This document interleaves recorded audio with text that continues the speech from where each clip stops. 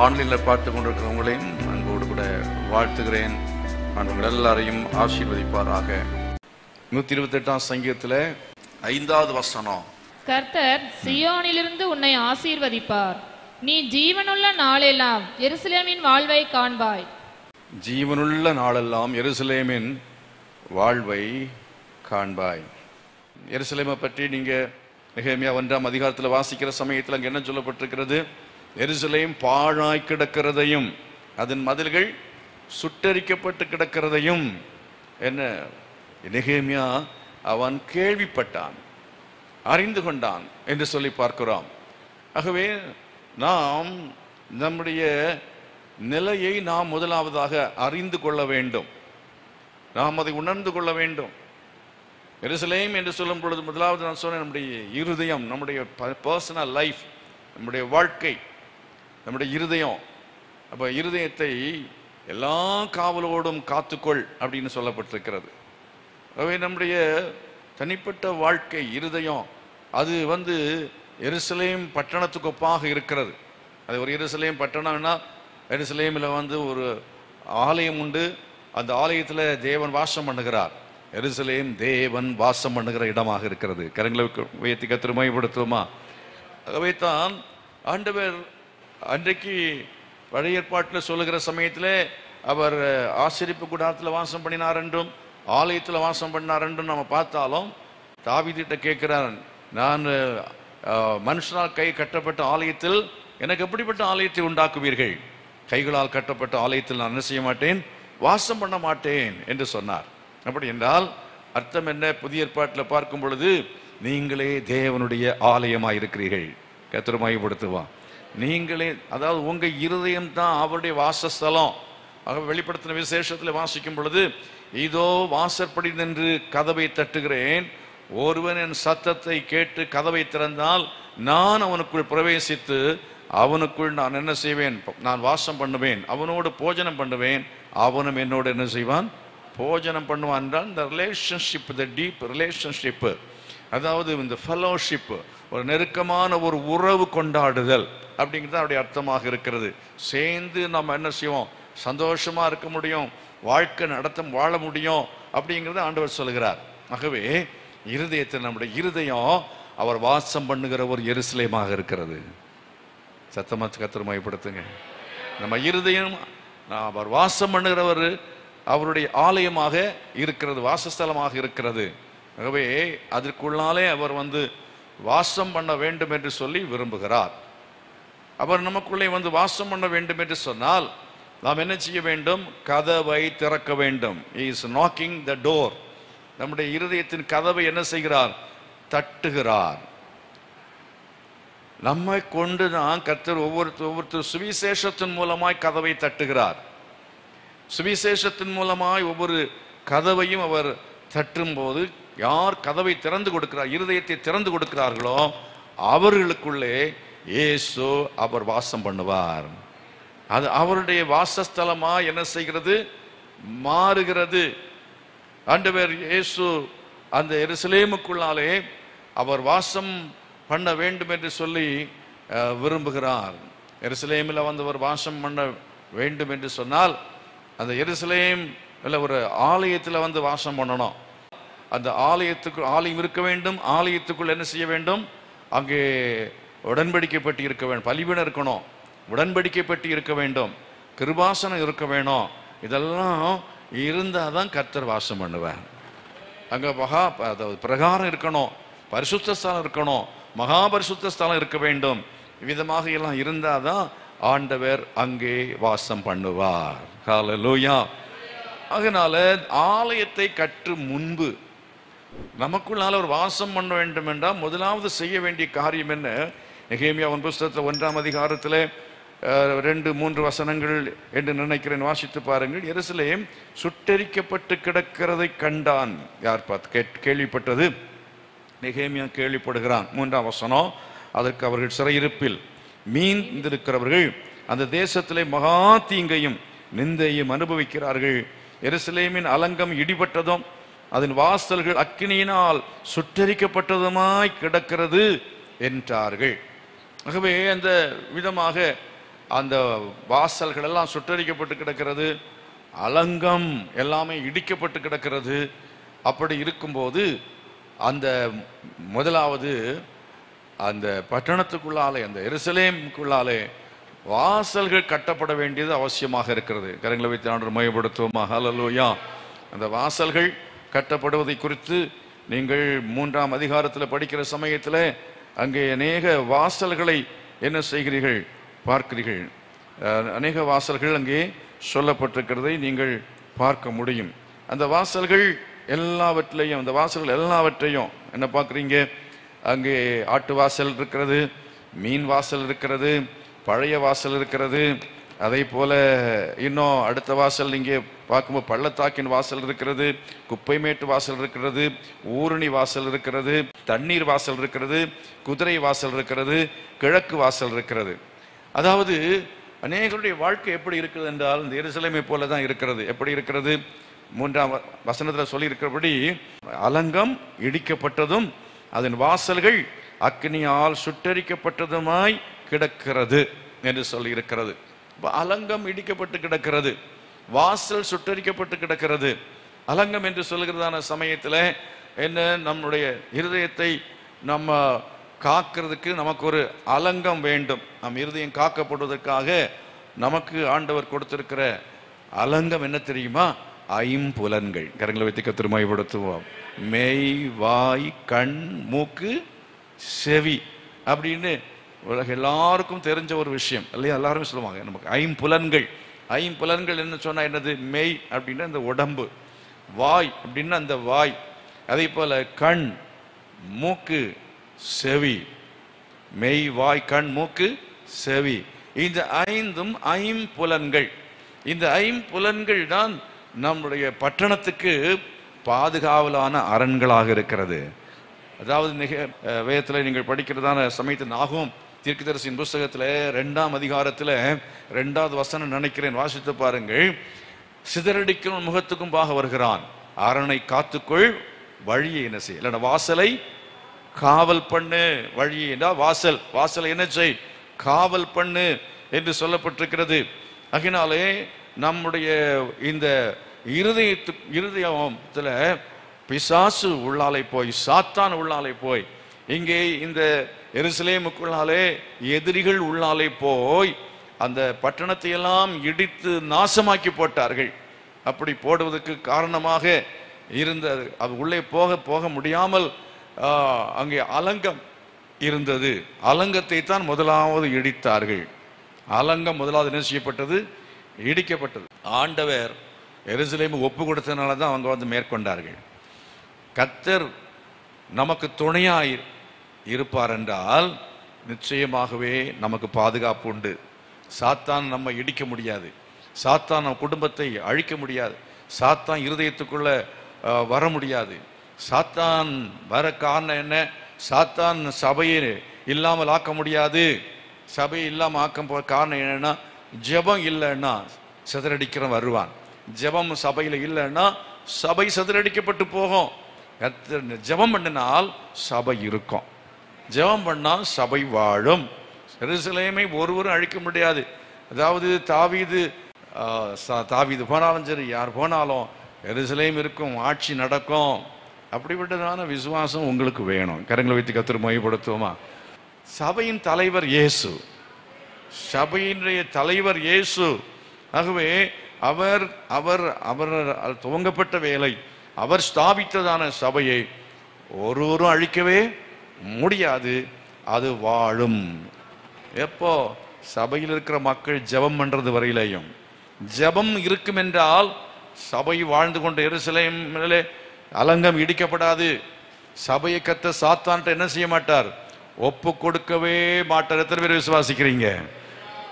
அப்போ அதே போலத்தான் நம்முடைய இருதயத்தை நம்மையும் தேவன் ஒப்பு கொடுக்காம பிசாசு நமக்குள்ளே வர முடியாது. நம்ம கர்த்தர் காவாராகில் காவலால் விழித்திருக்கிறது விருதா என்று சொல்லப்பட்டது. கர்த்தர் நகரத்தை காவாராகில் காவலால் விழித்திருக்கிறது விருதா. கர்த்தர் வீட்டை கட்டாராகில் கட்டுடைய பிரயாசம் விருதா. நம்ம என்னதான் எப்படித்தான் பண்ணாலும், இப்போ நான் என்னதான் தலைகளாக நின்னாலும் கர்த்தர் தான் உங்களை கட்டுகிறவர். ஆமென். கர்த்தர் தான் சபையை கட்டுகிறவர். அதனால நான் நினைச்சேன், அவரை சார்ந்து கொள்ள வேண்டியது அவசியமாக இருக்கிறது. ஆகவே என்னுடைய வாழ்க்கை சபையில் இருக்கிறதான மக்களை பரிசுத்தப்படுத்தணும், சபையை பரிசுத்தப்படுத்தணும். சபை பரிசுத்தமா இருந்தா கர்த்தர் இந்த சபையை சாத்தான் கையில் ஒப்பு கொடுக்கவே மாட்டார். கரங்களை வைத்து ஆண்டவரை மகிமைப்படுத்துவோமா? ஆகவே கர்த்தரை நம்முடைய வலது வாரசத்தில் வைத்திருக்க வேண்டும், அவரை துணையாய் வைத்திருக்க வேண்டும், அவரை சார்ந்து நம்ம வாழ வேண்டும். எத்தனை அப்படி வாழ விரும்புறீங்க? Praise the Lord. ஹல்லேலூயா. ஒரு குழந்தைகிட்ட ஒருத்தர் கேட்டாங்க, சண்டே ஸ்கூல் டீச்சர், சாத்தான் என்னன்னா அவங்க வீட்டில் கதவை தட்டினா நீ என்ன பண்ணுவ அப்படின்னு சொல்லி. அந்த குழந்தை சொல்லிச்சுதான், நான் போக மாட்டேன், நான் ஏசப்பாவை அனுப்புவேன்னு சொன்னான். ஏசப்பாவை போய் கதவை திறக்க சொல்லுவேன் அப்படின்னு சொல்லிட்டு. ஆகவே நம்முடைய சாவி, அதாவது இருதயத்தினுடைய திறவுகோல் கர்த்தருடைய கையில கொடுக்க வேண்டும். அதுதான் அவரிடத்தில் நம்முடைய வாழ்க்கையை ஒப்பு கொடுப்பதாகும். கர்த்தரை மகிமைப்படுத்துவோமா? நம்முடைய வீட்டுடைய திறவுகோல் கர்த்தருடைய கையில் கொடுக்கப்பட வேண்டும். நம்முடைய சபையினுடைய திறவுகோல், அதிகாரம், ஆட்சி, எல்லாமே அதிகாரமோ அவருடைய கையில் கொடுக்கப்படும் என்று சொன்னால் சாத்தான் தொடவே மாட்டான். பிசாசு என்ன செய்ய முடியாது? அலங்கத்தை இடிக்க முடியாது. சாத்தான் அங்கே ஆலயத்தை இடிக்க முடியாது, இடித்திருக்க முடியாது. அது சுட்டரிக்கப்பட்டு கிடக்கிற காரணம் என்ன தெரியுமா? கர்த்தர் ஒப்பு கொடுத்தார். கர்த்தர் எதிரி கையில ஒப்பு கொடுத்தார். நேபுகாத் நேச்சார் கையில ஒப்பு கொடுத்தார். அசீரியா ராஜா கையில ஒப்பு கொடுத்தார். ஆகினால்தான் அங்கே எருசலேம் பாழாக்கப்பட்டு போனது காரணம். ஆகினால நாம் என்ன செய்ய வேண்டும்? நாம் வாழ்க்கையில மிக மிக கவனமா இருந்து செய்ய வேண்டியது. ரோம நிருபத்தில் வாசித்து பாருங்க. அவர்கள் தேவன் என்று அறிந்தும் அவரை மகிமைப்படுத்தாமலும் துதியாமலும் இருந்தபடினாலே கர்த்தர் அவர்களை அசுத்தத்திற்கு ஒப்பு கொடுத்தார் என்று சொல்லப்பட்டிருக்கிறது. வாசித்து பாருங்கள். ரோமர் 1ஆம் அதிகாரத்தில் வாசிக்கும் போது 28வது வசனம் சொல்கிறது, தேவனை அறியும் அறிவை பற்றி கொண்டிருக்க அவர்களுக்கு மனதில்லாதிருந்தபடியால் தகாதவைகளை செய்யும்படி தேவன் அவர்களை கேடான சிந்தைக்கு என்ன செய்தார்? ஒப்பு கொடுத்தார். அங்கே சாத்தான் நுழைந்து சகல அநியாயம், சகல வேசித்தனம், துரோகம், பொருளாசை, குரோதம், பொறாமை, கொலை, வாக்குவாதம், வஞ்சகம், வன்மம், புறங்கூறுதல், அவதூறு, தேவ பகை, துராகிருதம், அகந்தை, வீம்பு, பொல்லாத சிந்தனைகள், பெற்றாருக்கு கீழ்ப்படியாமை, உணர்வில்லாமை, உடன்படிக்கை மீறுதல், சுவாபன்பில்லாமை, இணங்காமை, இரக்கமில்லாமை, இதெல்லாம் அசுத்தம் உள்ளாலே பிசாசு கொண்டு போட்டு விடுகிறான். ஆண்டவர் ஒப்பு கொடுக்காம இவைகளை பிசாசு உள்ளே கொண்டு வரவே முடியாது. தேவனை அறிகிற அறிவை பற்றி கொண்டிருக்க மனம் இல்லாமல் நாம் சபை கட்டப்படுவது, கிறிஸ்தவம் கட்டப்படுவது, நம்முடைய வாழ்க்கை கட்டப்படுவது சடங்குல அல்ல, சடங்குலையோ அதே போல சம்பிரதாயங்கள் அல்ல. தேவனுடைய வார்த்தை, தேவனுடைய வார்த்தை தேவனை பற்றிய அறிவை கொடுக்கிறது. தேவனை பற்றிய அறிவு, பரலோகத்தை பற்றிய அறிவு, பரிசுத்தத்தை பற்றிய அறிவு, இன்னும் நரகத்தை பற்றிய அறிவு, இன்னும் ஆவிக்குரிய வாழ்வை பற்றிய அறிவு எல்லாவற்றையும் கொடுக்கிறது. ஆகவே இந்த அறிவை பற்றி கொண்டிருக்க வேண்டியது அவசியமாக இருக்கிறது. சத்தமாண்டவர் மையப்படுத்துவோமே. அல்லேலூயா. இப்படி சொல்ற சமயத்தில், அதாவது ஆண்டவர் அவருடைய அறிவை நம்ம பற்றி கொண்டிருக்கவில்லை என்றால் அவர் என்ன செய்வாராம்? நம்ம கேடான சிந்தைக்கு ஒப்பு கொடுப்பார். முதல்ல நம்முடைய சிந்தையில தான் பிரச்சனை வரும். நம்ம சிந்தையை பிசாசு கேப்சர் பண்ணுவான். சிந்தையை கேப்சர் பண்றதுக்கு முன்னாலே எங்க கேப்சர் பண்ணுவான்னு பார்த்துருவோம். முதல்ல சிந்தை அப்படின்னு சொன்னாலும் இங்கே நீங்க பாருங்க, 1ஆம் அதிகாரத்துல 24வது வசனம், இது நிமித்தம் அவர்கள் தங்கள் இருதயத்தில் உள்ள இச்சைகளினாலே ஒருவரோடு ஒருவர் தங்கள் சர்ரங்களை அவமானப்படுத்தத்தக்கதாக தேவன் அவர்களை அசுத்தத்திற்கு ஒப்பு கொடுத்தார். அசுத்தமான செய்கைகள், அசுத்தமான செய்கைகள், அசுத்தமான செய்கைகள் என்று சொல்லுகிற சமயத்தில் கீழே பார்க்குறீங்க என்ன சொல்லி இருக்கிறது? விக்கிரக ஆராதனை சம்பந்தமான காரியங்கள், அதை போல மாம்ச இச்சையினாலே நிறைவேற்றுகிற காரியங்கள், மாம்ச இச்சைகளை நிறைவேற்றுகிற காரியங்கள், அதே போல விக்கிரக ஆராதனைகள், பொருளாசை சம்பந்தப்பட்ட பாவங்கள், இவைகள் எல்லாம் தான் அசுத்தம். இந்த அசுத்தங்களுக்கு கர்த்தர் ஒப்பு கொடுக்கிற முன்பதாக ஆண்டவர் என்ன செய்கிறார் என்றால் கேடான சிந்தைக்கு ஒப்பு கொடுக்கிறார். சிந்தை முதலாவது பிசாசு என்ன செய்கிறான், வந்து பிடித்து விடுகிறான், அவன் ஆட்கொண்டு விடுகிறான். அந்த மாதிரி அவன் வந்து பிடித்து விட்டான் என்றால் அதுக்கு பிறகு கர்த்தர் என்ன செய்வான், இடம் கொடுத்தனால தான் பிடிக்கிறான் பிசாசு. ஆகவே வேதம் என்ன சொல்கிறது, பிசாசுக்கு என்ன செய்யாதிருங்கள், இடம் கொடாதிருங்கள். கையில் வச்சு சொல்லுங்க, ஆண்டவரே சாத்தானுக்கு நீ ஒப்பு கொடுக்காம இருக்கணும், நாங்க பிசாசுக்கு இடம் கொடுக்காம இருக்கணும், உதவி செய்யும் என்று சொல்லி கேட்க வேண்டும். பிசாசுக்கு இடம் கொடாதிருங்கள் என்று சொல்லுகிறதா அந்த வசனத்துக்கு முன்னால் என்ன போட்டுக்கு தெரியுமா, தேவனுக்கு கீழ்ப்படிந்திருங்கள், பிசாசுக்கு எதிர்த்து நில்லுங்கள். அவன் தேவனுக்கு கீழ்ப்படிந்து இருந்தாதான் பிசாசுக்கு எதிர்த்து நிற்க முடியும். பிசாசுக்கு நம்ம ஒப்பு கொடுக்காம இருக்கணும்னா நம்ம தேவனுக்கு, தேவனுடைய வார்த்தைக்கு, வசனத்துக்கு, உபதேசங்களுக்கு, ஜெபத்துக்கு, சபைக்கு வருகிற காரியங்கள், நல்ல காரியங்களுக்கு நம்முடைய அவயவங்களை ஒப்பு கொடுக்க வேண்டும். நம்முடைய சரங்களை ஜீவபலியாய் ஒப்பு கொடுக்க வேண்டும், நீதியின் ஆயுதங்களாக ஒப்பு கொடுக்க வேண்டும் என்றெல்லாம் ரோம நிருபத்திலே படிக்கிறோம். ஆகினால் அவ்விதமாக இருந்தால் சாத்தான் நம்மை ஆட்கொள்ளவே மாட்டான். பிசாசு உங்க வீட்டில் புகுந்துட்டானா, பிசாசு உங்க வாழ்க்கையில புகுந்துட்டானா அவ்வளவுதான், அதோ கதிதான். சில ஆட்கள் வந்து என்ன பண்ணுவாங்கன்னா அப்படியே ஆள் ரூபத்தில் வருவான் பிசாசு. வந்து உங்களை குடிகாரனா மாத்திடுவான், சிகரெட்டு குடிக்கிற ஆளா மாத்திடுவான், விபச்சாரக்காரனா மாத்திடுவான், இல்லைன்னா தவறான நபர்கள், தவறான விதத்தில் பெண்கள் என்ன செய்வாங்க, மனசை கெடுத்து கூட்டிட்டு போக வாய்ப்புகள் இருக்கு, பல விதமான காரியங்கள். அவங்க இடம் கொடுத்தா நம்மளோட வாழ்க்கை என்ன செய்யும், அது முற்றிலும் பாழாய் போகும். சுட்டெரிக்கப்பட்டு போனதான எருசலேம் அந்த நகரத்தை போல உங்க வாழ்க்கை ஆகிவிடும். அநேக குடும்பங்கள் பாழாக்கப்பட்டு கிடக்கிறதை பார்க்கிறோம், அநேக இருதயங்கள் பாழாக்கப்பட்டு கிடக்கிறதை பார்க்கிறோம்.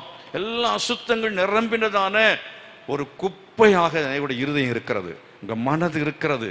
நல்ல சிந்தனை இல்லை, சமாதானம் இல்லை, சந்தோஷம் இல்லை, பரிசுத்தம் இல்லை. வாழ்க்கையிலே அவர்கள் மிக மிக மோசமான கேவலமான நிலைமையில் இருக்கிறாங்க. வாழ்க்கையில் என்ன இல்லை, அவங்களுக்கு வசதிகள் இல்லை, செழிப்பு இல்லை. ஏன் செழிப்பு இல்லை? உங்க வாழ்க்கை பிசாசு பிடித்து விட்டான்னா அதுக்கு பிறகு வாழ்க்கையில செழிப்பு இருக்காது. எருசலேம் பாழாக்கப்பட்ட பிற்பாடு ஜனங்கள் வந்து அதை இடித்து நாசமாக்கினதுக்கு பிறகு இப்ப இருக்கிற காசாவுடைய நிலைமை, இப்ப இருக்கிற காசா பட்டணம் நீங்க கேள்விப்பட்டிருப்பீங்க. அதை எப்படி இஸ்ரவேல் நாடு தகர்த்து அதை குப்பமேடாக ஆக்கி இருக்கிறது, அதே போல எருசலேம் அது பாழாக்கப்பட்டது. அது மட்டுமல்ல, துருக்கியருடைய கையில் அநேக ஆண்டுகள் அது இருந்த போது அந்த தேசம் சபிக்கப்பட்டு போனபடினாலே, மழை பெய்யாம போனதுனாலே செழிப்பில்லாத இடமாய் மாறி போனதாம். இஸ்ரவேல் ஜனங்கள் திரும்ப குடியேறின பிற்பாடு எருசலேமுக்கு வாழ்வு வந்தது. கர்த்தர் வானத்தை திறந்து மழையை பெய்யும்படி கர்த்தர் கிருபை செய்தார். அதுக்கு பிறகு ஆண்டவருடைய கிருபையினாலே இப்பொழுது நாடு செழிப்பான நாடாக மாறிக்கொண்டிருக்கிறது. கர்த்தர் மகிமைப்படுத்துவோம். ஹல்லேலூயா. 28வது அதிகாரத்தில் உபாகமத்தின் புத்தகத்தில் வாசிக்கும் பொழுது, உன் தேவனாய் கர்த்தர் சத்தத்தை கவனமாய் கேட்டு அதன்படி நடப்பாய் என்றால் தேசத்திலே மழை பெய்யும். செழிப்பு வரணும்னா, மழை பெய்ய வேண்டும் என்று சொன்னால் என்ன செய்ய வேண்டியது இருக்கிறது? அவருடைய வசனத்தின்படி, வார்த்தையின்படி நடக்கணும். தேவனுடைய சபைக்கு வரணும், ஜெபம் பண்ணணும், உங்க குடும்பத்தில் ஜெபம் இருக்கணும், உங்க வாழ்க்கையில ஜெபம் இருக்கணும், வேத வாசிப்பு இருக்க வேணும். அதே போல ஆலயத்துக்கு வர வேண்டும். நீங்க உட்கார்ந்து ஒப்போ சினிமாவே பார்த்துட்டு இருந்தீங்கன்னா நீங்க பிசாசுக்கு ஒப்பு கொடுக்குறீங்க, பிசாசுக்கு நீங்க இருதயத்தை இடம் கொடுக்குறீங்க, சாத்தானுக்கு இடம் கொடுக்குறீங்க. அதே போல நம்ம எந்தெந்த விதங்கள் எல்லாம் பிசாசு வருவானோ அங்க எல்லாமே நம்ம அதுக்கு வாய்ப்புகளை கொடுக்கிறோம். இல்லை, தவறான ஃப்ரெண்ட்ஷிப் இருக்கக்கூடாது, தவறான ஆட்களோடு கூட எந்த விதமான நட்பு இருக்கக்கூடாது. ஹலோ சொல்லுங்க, ஹலோ சொல்லிட்டு போயிட்டே இருக்கலாம். ஏதோ ஒரு ஃபங்க்ஷனுக்கு வெள்ளாம் 10ல் 1 11 வந்துட்டு போட்டோம், அதெல்லாமல் நீங்கள் அவங்க வீட்டுக்கு போகிறது, அவங்க உங்கள் வீட்டுக்கு வர்றது, அந்த மாதிரிப்பட்ட ஒரு நெருக்கமான ஒரு குடிகாரனோடு தொடர்பு வைத்தால் உங்களை குடிகாரனாய் மாற்றி விடுவான். தவறான ஆட்களோடு தொடர்பு இருந்தால் உங்களை தவறான ஆட்களாய் மாற்றி விடுவார்கள். ஆனால் அப்படினால் என்ன செய்யணும்? நாம் அப்படிப்பட்டதான தொடர்புகள் இல்லாதபடிக்கு நாம் நம்மை காத்து கொள்ள வேண்டும். எருசலேமின் அலங்கத்தை கட்டணும். கரங்களை வைத்து கர்த்தரை மகிமைப்படுத்துவோம். இருதயத்தை எல்லா காவலோடும் நீ காத்துக்கொள். ஹல்லேலூயா. அதனால பிசாசுக்கு நம்ம ஆண்டவர் நம்மை ஒப்பு கொடுக்காமல் இருப்பதற்காக நாம் என்ன செய்ய வேண்டும்? தேவனுக்கு கீழ்ப்படிந்திருக்க வேண்டும். அது மாத்திரமல்ல, நம்முடைய இருதயத்தை எல்லா காவலோடும் காத்துக்கொள்ள வேண்டும். அதைத்தான் நீதிமொழியின் புத்தகத்தில் படிக்கிறோம். இந்த எல்லா காவலோடும் காத்துக்கொள், அதனிடத்து ஜீவ ஊற்று என்ன செய்யும்? புறப்படும். அல்லேலூயா. இருதயத்தை காத்துக்கொள்ள வேண்டும். இல்லைன்னா நம்முடைய ஜீவ ஊற்றை, ரட்சிப்பின் ஊற்று, பரிசுத்தாவின் அபிஷேகம் எல்லாவற்றையும் சத்துரு கெடுத்து போடுவான். ஆகையினால ஐம்புலன்களையும் நம்ம கட்டி காக்கணும். நம்முடைய ஐம்புலன்களை கட்டி காக்கணும். கண்ணை காக்கணும். எதை பார்க்கக்கூடாது, இது கேட்கக்கூடாது, இதை பேசக்கூடாதோ அதை பேசக்கூடாது. எத்தனை பேர் வாயினால தானே கெட்டோம்? உங்க இருதயம் எப்படி பாழாக்கப்பட்டது? எருசலேம் இடிந்து போனது காரணம் அலங்கம், வாசல்கள் சரியாக காக்கப்படவில்லை. அருமையானவர்களே, உங்க வாசல் காக்கப்பட வேண்டும். வாயை காத்து கொள்ளணும். தேவையில்லாத பேசக்கூடாது. தேவையில்லாத வீட்டில் பேசக்கூடாது. கணவனோடு எப்படி பேசணும் பேசுங்க, மனைவியோடு எப்படி பேசணும் பேசுங்க, பெற்றோரோடு எப்படி பேசணும், பிள்ளைகள் பெற்றோர்கிட்ட பேசணும். அதே போல உங்க வாயை காத்துக்கொள்ளணும். உங்களுடைய சரீரத்தினுடைய எமோஷன்ஸை காத்துக்கொள்ளணும். சில ரொம்ப எமோஷன் ஆகிடுவோம். சந்தோஷம் வந்தாலும் ஹார்ட் அட்டாக் வரும். சங்கடம் வந்தாலும் என்ன வரும் தெரியுமா உங்களுக்கு? ரொம்ப சந்தோஷம் வந்தாலும் ஹார்ட் அட்டாக் வரும். ஓவரா சங்கடம் வந்தாலும் ஹார்ட் அட்டாக் வரும். ஆனால் அப்படின்னா ரொம்ப சந்தோஷம் வந்து ஆடக்கூடாது. எவனா என்ன செய்தானா, அந்த என்னது ஆமணக்கு செடி இல்லையா, ஆமணக்கு செடியின் நிமித்தமாக மிகவும் சந்தோஷப்பட்டான். கர்த்தர் ஒரு பூச்சி என்ன செய்தார்? அடுத்த நாள் கட்டளையிட்டார். குழந்தை பிறந்துச்சுன்னு சொன்னால் கொஞ்சம் ஆண்டவரே சோத்ராப்பா நன்றி அப்படின்னு சொல்லிட்டு இருங்க. ரொம்ப ஒன்றும் நினைச்ச ரொம்ப ஓவராக குதிக்கக்கூடாது. சந்தோஷப்பட வேண்டியதுதான். ஓவராக சந்தோஷப்பட்டு சபைக்கு வராமல் ஜெபம் பண்ணாமல் அப்புறம் என் குழந்தைக்காக நான் வீட்டில் இருக்கிறேன், என் குழந்தைக்கு சோறு ஊட்டணும். சில ஆட்கள் என்ன பண்ணுவாங்கன்னா குழந்தைய தூக்கிட்டு இங்கே வந்துடுவாங்க, வந்து வெளியே சுற்றி ஊட்டிகிட்டே இருப்பான். அப்படி இல்லை, அது மிகவும் சந்தோஷப்படாதே. ஆண்டவர் கொடுக்கறது காரியத்துக்கு சந்தோஷம். வேலை கொடுக்குறாரா, மிகவும் சந்தோஷப்படாதே. சந்தோஷப்படு. மிகவும் சந்தோஷம் எதில் இருக்கணும்? ஜெபத்தில் இருக்கணும். மிகவும் சந்தோஷம் எதில் இருக்கணும்? பைபிளில் இருக்கணும். மிகவும் சந்தோஷம் எதில் இருக்கிறது? ஆலயத்துக்கு வருவதில் இருக்கிறது. கர்த்தரை மகிமைப்படுத்துவோம். தேவனுடைய வார்த்தையை வசனத்தை கேட்பதில் தான் மிகவும் சந்தோஷம் இருக்க வேண்டுமே தவிர ஆமணக்கு செடியில் அல்ல. அது இன்னைக்கு இருக்கும், நாளைக்கு போயிடும். ஆகினா அது எல்லாத்தையும் நம்ம பெருசாக நினைக்கக்கூடாது. இருதயத்தை எல்லாம் காவலோடு என்ன செய்? காத்துக்கொள். அப்போ ஜீவ ஊற்று என்ன செய்யும்? புறப்படும் என்று சொல்லி வேதம் சொல்லுகிறது. எத்தனை பேர் ஆண்டவருக்கு உங்க இருதயத்தை ஒப்பு கொடுக்க விரும்புறீங்க? இயேசுவை இருதயத்தில் வாருன்னு எத்தனை பேர் கேட்குறீங்க? என் இருதயத்தில் வாங்கப்பா, இருதயத்தில் இருக்கிற எல்லா விதமான அசுத்தங்களையும் நீங்க மாற்றி விட வேண்டும், இருதயத்தை நீ சுத்தப்படுத்த வேணும்னு சொல்லி நம்ம கேட்கணும். ஆகவே முதலாவது ஆண்டவர் நம்மை ஒப்பு கொடுக்காம இருக்கிறதுக்கு நம்ம தேவனுக்கு கீழ்ப்படிந்து இருக்க வேண்டியது அவசியம். ரெண்டாவது, நம்முடைய ஐம்புலன்கள் என்ன செய்யணும்? நம்ம தான் காத்து கொள்ள வேண்டும். அதெல்லாம் கர்த்தர் காக்கணும். ரெண்டாவது நம்மளும் என்ன செய்யணும்? காக்க வேண்டியதை நம்ம காக்க வேண்டியது அவசியம். போகக்கூடாது இடத்துக்கு போகக்கூடாது, நம்ம செய்யக்கூடாது இடத்துக்கு என்னெல்லாம் தவிர்க்க வேண்டுமோ அப்படிப்பட்ட தவறான சூழ்நிலைக்குரிய காரியங்களை, பாவத்துக்கு எதுவான காரியங்கள் விலகி நம்மை காத்துக்கொள்ள வேண்டியது அவசியமாக. கையை வைத்து கேளுங்க, ஆண்டவரே நான் என்ன காத்துக்கொள்ளணும் அப்பா, என்ன காத்துக்கொள்ளணும், உதவி செய்யுங்க. எனக்குள்ள வாரும், என் வீட்டுக்குள்ள வாரும், என் வாழ்க்கையில வந்து நீ ஆண்டவரே எல்லாம் சுட்டரிக்கப்பட்டு கிடக்கிற சமாதானம் இல்லை, சந்தோஷம் இல்லை, செழிப்பு இல்லை, ஆசீர்வாதம் இல்லை, கடன் பிரச்சனைகள், எனக்கு ஒரு விடுதலையை தாருமென்னு சொல்லி கேளுங்க. கர்த்தர் நிச்சயமாய் விடுதலை தருவார். விசுவாசத்தோடு கரங்களை கொட்டி ஆண்டவருக்கு நன்றி செலுத்துங்க. You welcome God, we welcome Jesus, you welcome the Holy Spirit. பரிசுத்த ஆவியானவரே எனக்குள்ளே வந்து விட்டதுக்காக ஸ்தோத்திரம். போகும்போது அவரை வீட்டுக்கு கூட்டிட்டு போங்க. உங்க வீட்டில் அவர் என்ன செய்யட்டும்? வாசம் பண்ணுவாராக. ஒரு வீட்டில் வாசம் பண்ணுவாராக. அலங்கம், அதாவது முன்னால என்னது? வாசல் ஐம்புலன்களை பற்றி சொன்னேன். அடுத்தது என்ன அங்கே சொல்லப்பட்டிருப்பது? என்னது? அலங்கத்தினுடைய, அதாவது அந்த வாசல்களை பற்றி இன்னும் நீங்க படிக்கும்போது அது எல்லாத்தையும் இன்னைக்கு சொல்றதுக்கு நமக்கு நேரம் இல்லை. அது எல்லாத்தையும் நம்ம படிக்கணும்னா ரொம்ப நேரம் படிக்கணும். ஆட்டு வாசல் என்று சொல்லப்பட்டிருக்கிறது, அப்புறம் மீன் வாசல் என்று சொல்லப்பட்டிருக்கிறது. ஆட்டு வாசல் அப்படின்னு சொன்னா என்ன? அதாவது பலி செலுத்துவதற்கான ஆடுகளை ஆட்டு வாசல் இருந்தால் தான் கொண்டு வர முடியும். கர்த்தரை மகிமைப்படுத்தும். அல்லேலூயா. ஆகவே ஆட்டு வாசல் என்று சொல்கிறதான சமயத்தில் நீங்கள் என்ன செய்ய வேண்டும் என்றால் ரட்சிப்பின் அனுபவத்தை பெற்றுக்கொள்ள வேண்டும். கர்த்தரை மகிமைப்படுத்துவோம். ரட்சிப்புக்கேற்ற விசுவாசத்தை உடையவர்களாக இருக்க வேண்டும். ரட்சிப்புக்கேற்ற விசுவாசத்தை உடையவர்களாக இருக்க வேண்டும். இயேசு கிறிஸ்துவாகிய அதாவது பலியை விசுவாசிக்கணும். புதிய ஏற்பாட்டில் அதுதான் சொல்ல முடியும். பழைய ஏற்பாட்டில் என்ன செய்ய வேண்டும் என்றால் ஆட்டு வாசல் வழியாக ஆடுகளை கொண்டு வந்து தேவனுடைய ஆலயத்திலே கொண்டு வந்து பலி செலுத்த வேண்டும்.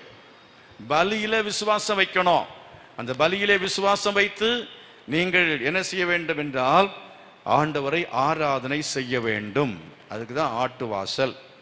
இந்த ஆட்டு வாசலை பற்றி சொல்லுகிற சமயத்தில், பலி என்று சொல்லுகிற சமயத்தில் பழைய ஏற்பாட்டில் நீங்க வாசிக்கும் போது முதலாவதாக எருசலேம் அப்படின்று சாலேம் என்று சொல்லி இருக்கிறது. எருசலேம் அல்ல சாலேம், அதான் எருசலேம். ஜெருசலேம் சாலேம் எல்லாம் ஒண்ணுதான். அந்த சாலேம் என்கிறதுக்கு ராஜா ஒருவன் இருந்தான். அவருடைய பேர் தான் மெல்கிசேதேக்கு என்று பெயர். மெல்கிசேதேக்கு என்று பெயர்.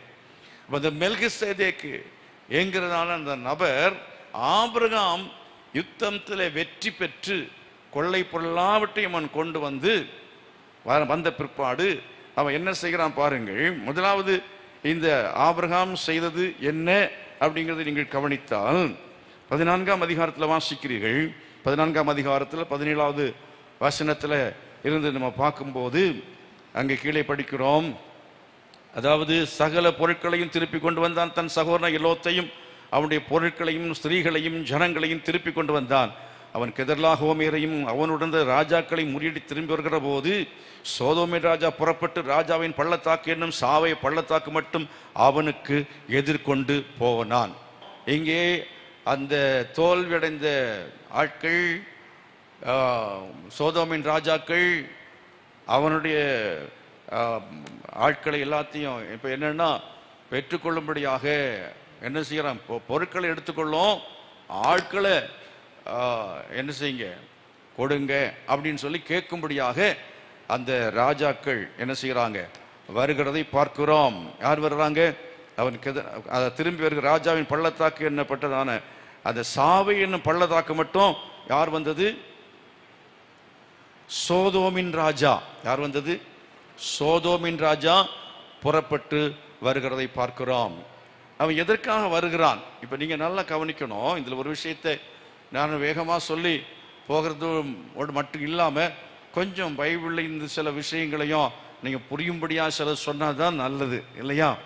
அப்போது எதிர்கொண்டு போனான்னு சொல்லிவிட்டு 18ஆம் வசனம் சொல்லி இருக்கிறது, அன்றியும் உன்னதமான தேவனுடைய ஆசாரனா இருந்த சாலமின் ராஜாவாகிய மெல்கிசேதேக்கு அப்பமும் திராட்சரசமும் கொண்டு வந்து அவனை ஆசீர்வதித்தான் அப்படின்னு சொல்லியிருக்கு.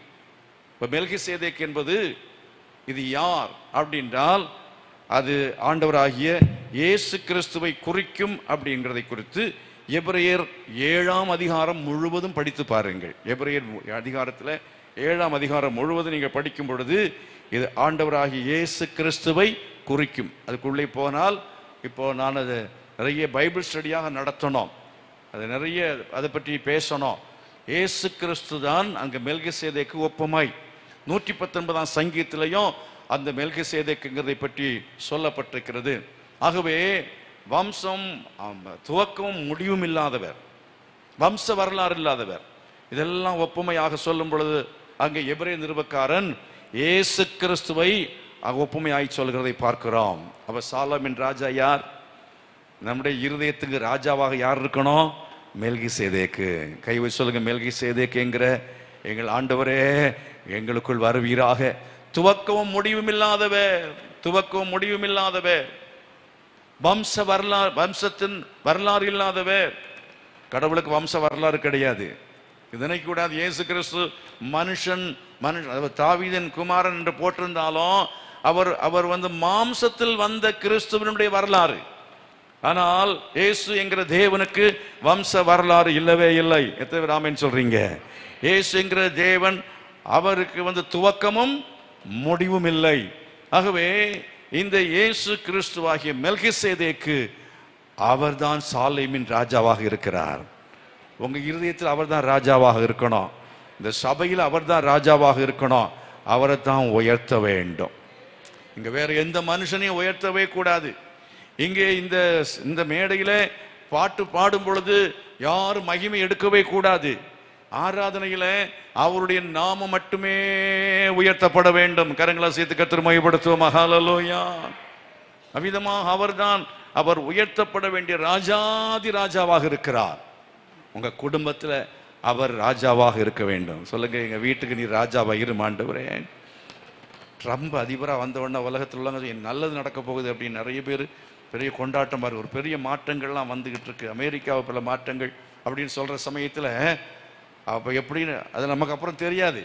ஆனா ஒரு ராஜாவை எதிர்பார்ப்பு என்ன? நல்ல ஆட்சி கிடைக்கும், இனி நம்முடைய கஷ்டமெல்லாம் போகும், முன்னேற்றம் உண்டாகும் என்பது எதிர்பார்க்கிறது போல இயேசு உங்கள் வீட்டில் வந்தால், இயேசு நம்முடைய சபையில் வாசம் பண்ணினால், இயேசு நம்முடைய சபையை ஆட்சி செய்தால், இயேசு உங்கள் குடும்பத்தை ஆட்சி செய்தால், இயேசு உங்கள் வாழ்க்கையை ஆட்சி செய்தால் நிச்சயமாகவே முன்னேற்றம் உண்டாகும். You will get development. உன் வாழ்க்கையில முன்னேற்றம் உண்டாகும். ஒரு காலத்தில் நான் இயேசுவை ஏற்றுக்கொள்ளும்போதாக ஒரு முன்னேற்றம் இல்லை. ஆனா இப்ப இயேசுவை ஏற்றுக்கொண்டு 72 இயேசுவை ஏற்றுக்கொண்டேன். இப்ப எத்தனை வருஷம் ஆச்சுது? 72 இருந்து 2025 கணக்கு போட்டு பாருங்க. 50 வருஷமா? 50 வருஷத்துக்கு மேலாச்சு நினைக்கிறேன், இல்லையா? 50 வருஷத்துக்கு மேலாச்சு. 53 வருஷம் ஆச்சுது.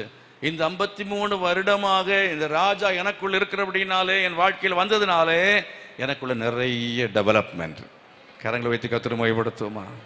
உங்களுக்குள்ளே இந்த ராஜா இருப்பார் என்றால் உங்களுக்கு டெவலப்மெண்ட் வரும். ஒரு இடத்துல சர்ச் வந்தாலே அந்த இடம் டெவலப் ஆகும். சர்ச் எல்லாம் வேற எது வந்தாலும் டெவலப் ஆகவே ஆகாது. ஒரு இடத்துல சர்ச் வந்துட்டுனாலே அந்த இடம் டெவலப் ஆகும். இந்த இடத்தையுமே நீங்க ஒரு காலத்துல சுடுகாடா இருந்துச்சு, அந்த இடம் வந்து ஆள் நடமாடாத இடமா இருந்துச்சு. இப்ப சேலத்திலே தி பெஸ்ட் பிளேஸ் மாமாங்கம், அப்படித்தானே? ஸ்டார் ஹோட்டல்லாம் இங்க இருக்கு. ஆகவே சர்ச் வந்தா டெவலப்மெண்ட், இயேசு வந்தா டெவலப்மெண்ட், இயேசு உங்க இருதயத்தில் வந்தால் டெவலப்மெண்ட். இயேசு கிறிஸ்துவின் பிரமாணங்கள், சட்டதிட்டங்கள், வேத புத்தகம் வீட்டுல இருந்தா உங்க வீட்டுக்கு முன்னேற்றம் வரும். கரங்களை கொட்டி கர்த்தரை மகிமைப்படுத்துவோம். ஹல்லேலூயா. ராஜாவே உமக்கு ஸ்தோத்திரம்னு சொல்லுங்க. ஒருத்தர் வைக்கப்படும். நீங்க இயேசு குறித்து நீங்க, அதாவது நீ இயேசு கிறிஸ்து உங்களுக்குள்ள வந்துட்டா நீங்க என்னன்னா, நீங்க அவருக்கு முன்பாக பெரியவங்களே கிடையாது. ஆண்டவர் முன்பதாக வரும்போது நம்ம கையை வைத்தணும், அவரை ஆராதிக்க துதிக்க வெக்கப்படவே கூடாது, ஸ்தோத்திரம் சொல்ல வெக்கப்படக்கூடாது. தாவீது குமாரனுக்கு தாவீது என்ன செய்தான்? தேவனை நடனமாடி துதித்தான்.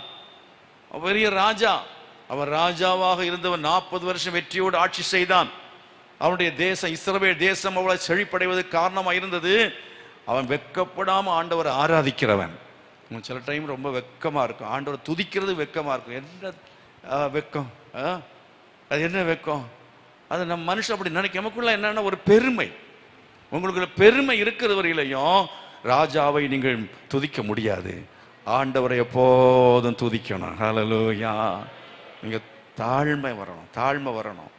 தாழ்மை வந்தா தேவன் என்ன செய்வீங்க? நன்றா துதிப்பீங்க. ஆண்டவர் உங்களுக்குள்ளே ஒரு வாசம் பண்ண வேண்டும். அருமையானவர்களே, இந்த சாலேமின் ராஜா, இந்த சாலேமின் ராஜா அவருக்கு இன்னொரு பெயர் என்ன? நீங்க அங்க எபிரேயர் 7ஆம் அதிகாரம் தானா, 7ஆம் அதிகாரத்துல வாசித்து பாருங்க. அவர் நீதியின் ராஜா என்றும் சமாதானத்தின் ராஜா என்றும் சொல்லப்பட்டிருக்கிறது. இவர் நம்மிடத்தில் ஆட்சி செய்யும் பொழுது அவர் நீதியை நம்மளை நிலைநாட்டுவார். நம்முடைய வாழ்க்கை நீதி உள்ள வாழ்க்கையாய் கர்த்தர் மாற்றுவார். அவர் நமக்குள்ளே ராஜாவாக இருக்கும் பொழுது நம்மிடத்தில் அவர் நீதி எதிர்பார்க்கிறார். கர்த்தர் மகிமைப்படுத்துவோமா? அவர் நமக்குள்ளே ராஜாவா இருக்க வேண்டும் என்றால் நம்முடைய வீட்டில் அவர் நீதி எதிர்பார்க்கிறார். அவர் நம்முடைய சபையிலே அவர் வாசம் பண்ண வேண்டும் என்று சொன்னால் சபையிலே நீதியை எதிர்பார்க்கிறார். அநீதி இருக்கக்கூடாது, அக்கிரமம் இருக்கக்கூடாது, அநீதி அக்கிரமம் எல்லாம் ஒழிக்கப்பட வேண்டும். அப்பதான் அவர் ராஜாவாக இருப்பார். அது மாத்திரமல்ல, சமாதானத்தின் ராஜா என்று சொல்லப்பட்டிருக்கிறது எபிரேயர் 7ஆம் அதிகாரத்திலே. அங்கே நீங்கள் வாசிக்கிற சமயத்தில் சொல்லியிருக்கிற 2ஆம் வசனம் 3ஆம் வசனங்களில். அப்படி என்றால் சமாதானத்தின் ராஜா. நீங்க வீட்டில் 2 பேர் சண்டை போட்டுட்டு இருந்தீங்கன்னா இயேசு உங்கள் நடுவில் இருக்க மாட்டார். எத்தனை பேர் கணவன் மனைவி வந்திருக்கிறீங்க? சோத்திரம். சில ஆட்கள் காலையில் மனைவி வந்தாங்க, சாயங்காலம் நாங்கள் வந்துங்க. ஏன்னா ஒத்து வர முடியாது.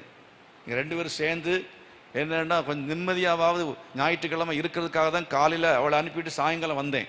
ஏன்னா வீட்டில் தான் ஒரே தொல்லை, சபைக்கு வரும்போது கொஞ்சம் நிம்மதியாக இருக்கலாமேன்னு தான் அப்படி வந்திருக்கிறோம். ஆகவே என்ன அப்படின்னா, வீட்டில் எப்போவுமே சண்டை சண்டை சண்டை. வீட்டில் அவனுக்கு எதுக்கெடுத்தாலும் சண்டை போட்டுட்டு இருந்தா சமாதானம் இருக்கணும், ஒப்புரவாகணும். கணவன் மனைவி ஒப்புரவாகணும், பிள்ளைகள் பெற்றோர்கிட்ட ஒப்புரவாகணும். நீங்கள் சமாதானம் அடையணும், பேசாமல் இருக்கக்கூடாது, சண்டை போட்டுட்டே இருக்கக்கூடாது. சண்டை போடுகிறவனுடைய இருதயத்தில் இயேசு குடியிருக்க மாட்டார். இயேசு ராஜாவாய் ஆட்சி செய்யணும்னா உங்களுக்குள்ள என்ன ஒப்புரவாகிறதான ஒரு தன்மை இருக்க வேண்டும். சண்டை போடுற ஆட்களா, வாக்குவாதம் பண்றவங்களா இருக்கவே கூடாது. கை வச்சு சொல்லுங்க, ஆண்டவரே நான் ஒற்றுமையா இருக்கணும்ப்பா, ஒரு மனமாக இருக்கணும் ஆண்டவரே. நான் கோபப்படுறது, வாக்குவாதம் பண்றது, பொறாமை, இந்த எரிச்சல், இதனால ஆண்டவரே உம்முடைய பிரசன்னத்தை நான் இழந்து போகிறேன். உம்முடைய பிரசன்னத்தை இழந்து போகக்கூடாது. உம்முடைய சமாதானத்தை நான் இழந்து போகிறேன். என் சமாதானத்தை எனக்கு நீ தருவீராக என்று சொல்லி கேளுங்க. கர்த்தர் சமாதானத்தின் ராஜா, உங்களுக்கு சமாதானத்தை அவர் தருவாராக. நல்லா கவனிக்க வேணும். மெல்கிசேதேக்கின் ராஜா என்றால் அது இயேசு கிறிஸ்துவுக்கு ஒப்புமை என்று சொன்னேன். இயேசு கிறிஸ்துவுக்கு அடையாளம் அப்படி என்று சொல்லும்போது இங்கே நீங்கள் கவனிக்க வேண்டிய விஷயம் என்ன என்றால், இவர் என்ன செய்தார்? அப்பமும் திராட்சரசமும் கொண்டு வந்து, அப்பமும் திராட்சரசமும் கொண்டு வந்து அப்படி என்று சொன்னால், அதாவது நீங்கள் எபிரேயர் 7ஆம் அதிகாரம் 1ஆம் வசனத்தை வாசித்து பாருங்க. எபிரேயர் 7ஆம் அதிகாரம் 1ஆம் வசனத்துல, இந்த மெல்கிசேதேக்கு சாலேமின் ராஜாவும் உன்னதமான தேவனுடைய ஆசாரியனுமாய் இருந்தான். ராஜாக்களை முறியடித்து வந்த ஆபிரகாமுக்கு இவன் எதிர்கொண்டு போய் அவனை ஆசீர்வதித்தான். நல்ல கவனிங்க, எதிர்கொண்டு போய் போட்டுங்க, அடையாளம் போட்டுங்க, எதிர்கொண்டு போய். எனக்கு ஒரு பெரிய கேள்வி, இயேசு பெரியவரா நம்ம பெரியவங்களா? இயேசுவை நீங்க போய் எதிர்கொள்வீங்களா, இல்ல அவர் உங்களை எதிர்கொள்ளணுமா? இங்க சொல்லப்பட்டிருக்கிறது, மெல்கிசேதேக்கு எதிர்கொண்டு போனான். ஹல்லேலூயா. நம்ம ஆண்டவர் என்ன செய்தார்னா, அவர் நம்மை தேடி வருகிறவர், நம்மை தேடி வருகிறவர். சந்தோஷத்திலையும் தேடி வருவார், நம்முடைய துக்க சந்தர்ப்பத்திலையும் தேடி வருவார், பாவத்தில் விழுந்து கிடக்கும் பொழுது தூக்கி விடும்படியாய் தேடி வருவார். அதைத்தான் ஜெனசிஸ், அதாவது ஆதியாகமத்திலே வாசிக்கும் போது 3ஆம் அதிகாரத்தில் படிக்கிறோம். ஆதாமும் ஏவாளும் பாவம் செய்து அங்கே செடிகளுக்கு இடையே, அத்திமரங்களுக்கு இடையே ஒளித்து கொண்ட பொழுது, ஆதாமே எங்கே? எவ்வளவு அன்புள்ள ஆண்டவே! அவருக்கு ஒரு பெரிய சர்வ உலகத்தையும் படைத்த தெய்வம், அண்ட சராசரங்களை படைத்தவர், நீடித்தாய் சொல்லவர், துவக்கம் முடிவில்லாதவர். அவர் தும்மணும்னு அவசியம் இல்லை, சும்மா அவர் நினைச்சாப்போ நம்ம உயிரோடு இருக்க முடியாது. நம்ம நாஞ்சியில சுவாசம் இருக்கு, இன்னைக்கு இருக்கும், அடுத்த நிமிஷம் இருக்க மாட்டோம். அப்படிப்பட்டதான புல்லுக்கொப்பா இருக்கிறவர்கள். என்னன்னா ஒரு ரோலக்ஸ் வாட்சி கட்டணும்னா கம்மியா இருப்போம். சில நாட்கள் என்ன ஒரு கார் வாங்கினா பெரிய கம வந்துடும், ஒரு பெரிய பெருமை வந்துடுது. நம்முடைய ஆண்டவர் எல்லாவற்றுக்கும் பெரியவர், அவர் நம்மை தேடி வருகிறார். கரங்களை வைத்து கர்த்தரை மகிமைப்படுத்துமா. இப்போ மனைவி தப்பு பண்ணால் கொஞ்சம் நம்ம கீழே இறங்கணும். நான் சொன்னாலும் யார் சொன்னாலும் கொஞ்சம் கஷ்டம்தான் இல்லையா? ஒரு ஈகோ அப்படி இருக்கு இல்லையா? முதல்ல அவன் வரட்டும் அப்படின்னு பார்த்துட்டு இருப்போம், இல்லை அவன் வரட்டும் அப்படின்னு பார்த்துட்டு இருப்போம். ஏசு அப்படிப்பட்டவர் அல்ல, அவர் நமக்கு எதிர்கொண்டு வருகிறவர். கரங்களா சீத்து ஆண்டவர் நன்றி சொல்லும். ஆண்டவரே உம்முடைய அன்புக்காய் ஸ்தோத்திரம், உம்முடைய இரக்கத்துக்காய் ஸ்தோத்திரம், உம்முடைய கிருபைக்காய் ஸ்தோத்திரம் என்று சொல்ல வேண்டும். நல்லா கவனிக்கணும். இங்கே இவன் சாலேமின் ராஜா இயேசு கிறிஸ்து அடையாளமாய் மெல்கிசேதேக்கு எதிர்கொண்டு வந்தவன் என்ன கொடுத்தானா? அப்பமும் திராட்சரசமும் கொடுத்தான். எதை காட்டுகிறது என்று சொன்னால், இயேசு கிறிஸ்து அதாவது மெல்கிசேதேக்கு என்கிறதான அவர் சாலேமின் ராஜாவாக அவன் துவக்க முடிவில்லாதவன், அப்படிப்பட்டவன் ஆசாரியன் என்று சொல்லப்பட்டிருக்கிறது. இயேசு கிறிஸ்து நித்திய பிரதான ஆசாரியராக நமக்காக அவர் சிலுவையிலே மரித்து அவருடைய சரீரத்தையும் அவருடைய இரத்தத்தையும் சிந்தி அவர் நித்தியமான உடன்படிக்கையை, புதிய உடன்படிக்கையை அவர் நிறைவேற்ற போகிறதை காண்பிக்கிறதான அடையாள பொருட்களாகத்தான் அப்பமோ ரசமோ. கரங்களை வைத்து கர்த்தரை மகிமைப்படுத்துங்கள். அல்லேலூயா. பெரிய ஒரு சத்தியம் அதில் இருக்கிறது. உடன்படிக்கை பண்ணினார். யார் உடன்படிக்கை பண்ணது? மெல்கிசேதேக்கு ஆபிரகாமோடு உடன்படிக்கை பண்ணினான். அப்போ ஆண்டவரோடு செய்கிற அந்த உடன்படிக்கை, அதாவது அந்த உடன்படிக்கை அதுதான் நமக்கு எருசலேமின் வாழ்வை கொண்டு வரும். ஆண்டவரோடு கூட உடன்படிக்கை பண்ண வேண்டும் என்றால் அவருடைய பலியை விசுவாசிக்கணும். அவர் ரத்தம் சிந்தி நமக்காக அவர் அந்த பலி ஏற்படுத்தின அல்லவா, அந்த உடன்படிக்கையின் பொருள் தான் இந்த அப்பம், இந்த ரசம். இதுக்கு அடையாளம். அந்த அடையாள பொருட்களை அன்றைக்கு அவன் கொண்டு வந்து ஆபிரகாமிடத்தில் கொடுத்த பொழுது, ஆபிரகாம் ஏற்கனவே பலி செலுத்தி வந்தவன். ஆனாலும் புதிய ஏற்பாட்டிலே சொல்லப்பட்டிருக்கிறபடி இன்றைக்கு நாம் பலியை செலுத்த வேண்டிய அவசியம் இல்லை. ஏன்? அடையாளமாக இது நம்முடைய கையில.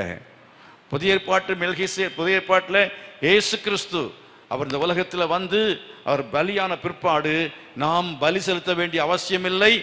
அப்பம் ரசமும் நமக்கு கர்த்தர் கொண்டு வந்து என்ன செய்கிறார்? நம்மோடு உடன்படிக்கை பண்ணுகிறார். கரங்களை வைத்து கர்த்தர் மகிமைப்படுத்துமா? ஆகவே தான் என்னை நினைவு கூறும்படி இது புது உடன்படிக்கைக்கு அடையாளமாக இருக்கிறது. புதிய உடன்படிக்கையின் பலிக்கு அடையாளமாக இருக்கிறது என்று சொல்லி இருக்கிறது.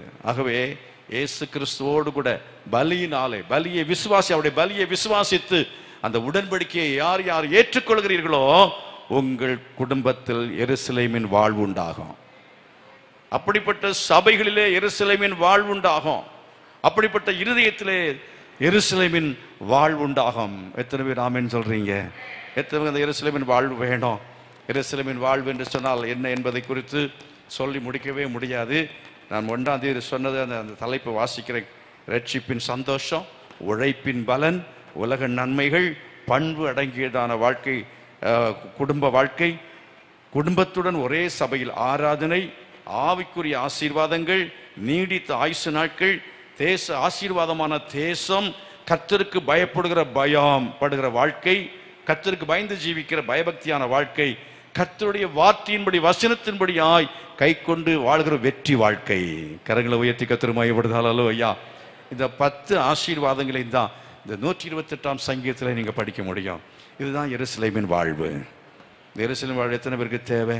திரும்ப சொல்றேன், ரட்சிப்பின் சந்தோஷம், அல்ல சந்தோஷம், ஹாப்பினஸ், ஜாய். அது மட்டும் இல்லை, உழைப்புக்கான பலன், உலகத்தில் எல்லா நன்மைகளையும் கர்த்தர் தருவார்.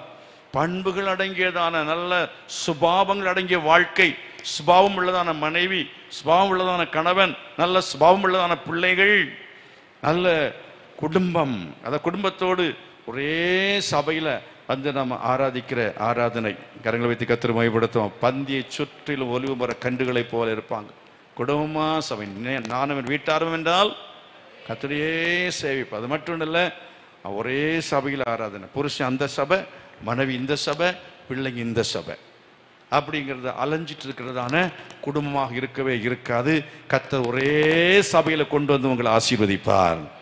ஆவிக்குரிய ஆசீர்வாதங்கள் இதெல்லாம் நிறைய பேசணும். நீடித்த ஆயுசு, நல்ல செழிப்பான தேசம், கர்த்தருக்கு பயந்து வாழுகிற வாழ்க்கை, கர்த்தர் வசனத்தின்படி வாழுகிற வெற்றி வாழ்க்கை. கரங்களை கொட்டி எல்லாம் கர்த்தர் மகிமைப்படுத்துவோமா? எல்லாரும் எழுமி நின்று கரங்களை உயர்த்தி ஆண்டவருக்கு உங்களை ஒப்பு கொடுங்க. ஆண்டவரே, நீர் எனக்குள்ளே வந்து வாசம் பண்ணுவீராக.